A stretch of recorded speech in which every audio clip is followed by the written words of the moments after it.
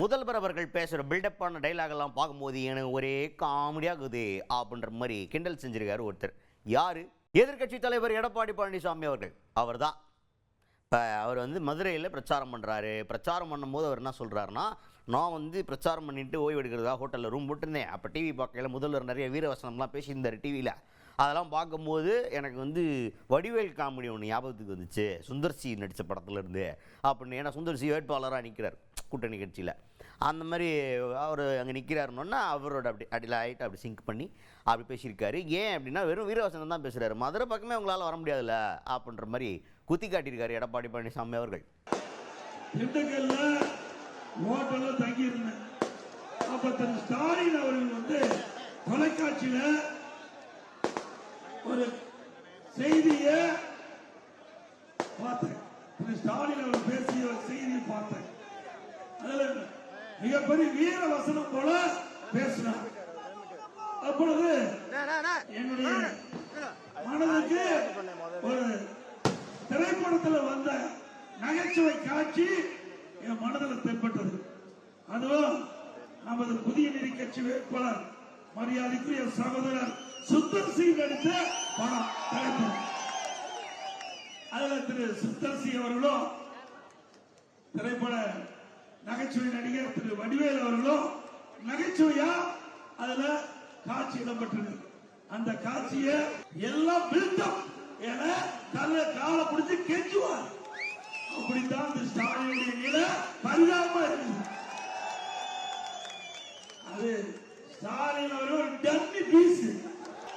ஸ்டாலின் அவர்கள் அப்பா முதலமைச்சராக இருக்கும் போது, திராவிட முன்னேற்ற கழகம் ஆட்சி இருக்கும் போது, இந்த மதுரை மண்ணிலே நீ பார்க்க முடியல. மதுரை மண்ணில கால் எடுத்து வைக்க முடியாத ஸ்டாலின் அவர்கள் வீரவசனம் பேசுறதெல்லாம் விட்டுருங்க. இன்றைக்கு ஸ்டாலின் வீரவசனம் பேசலாம். பழைய முடி திமுக பாத்தீங்கன்னு பார்த்துட்டுமே, நீதான் மதுரைக்கே வரலையே. அதுக்கு அடுத்தது திமுகவே கதிகலங்க வைக்கிற மாதிரி ஒரு முக்கியமான அறிவிப்பு வெளியிட்டிருக்காரு எடப்பாடி பழனிசாமி அவர்கள். என்னன்னு கேட்குறீங்களா? திமுக முன்னாடி ஒரு தேர்தல் பிரச்சாரத்தில் ஜெயலலிதா அம்மையாருடைய மறைவுக்கு பின்னாடி மர்மம் இருக்கு, அதை நாங்கள் கண்டிப்பாக விசாரித்து யாராக இருந்தாலும் சட்ட ரீதியான நடவடிக்கை எடுப்போம் அப்படி சொல்லியிருந்தாங்க.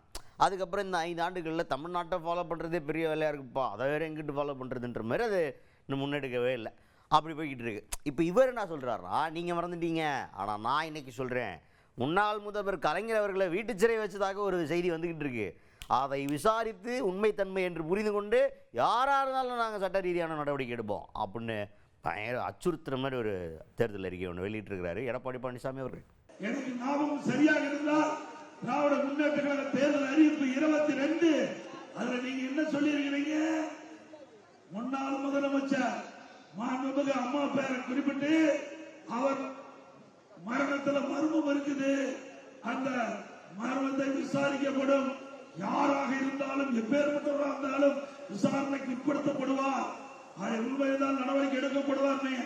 அதே போல இப்பொழுது அண்ணா திமுக ஆட்சிக்கு வந்தவுடன் திரு கருணாநிதி அவர்கள் எங்களுக்கு எதிரியாக இருக்கலாம், எதிர்கட்சியாக இருக்கலாம், அவர் முன்னாள் முதலமைச்சர் இருந்தவர், அப்படிப்பட்டவரை வீட்டு சிறையில் வைத்திருந்ததாக செய்தி வந்திருக்குது. அந்த செய்தியை நாங்கள் விசாரிப்போம்.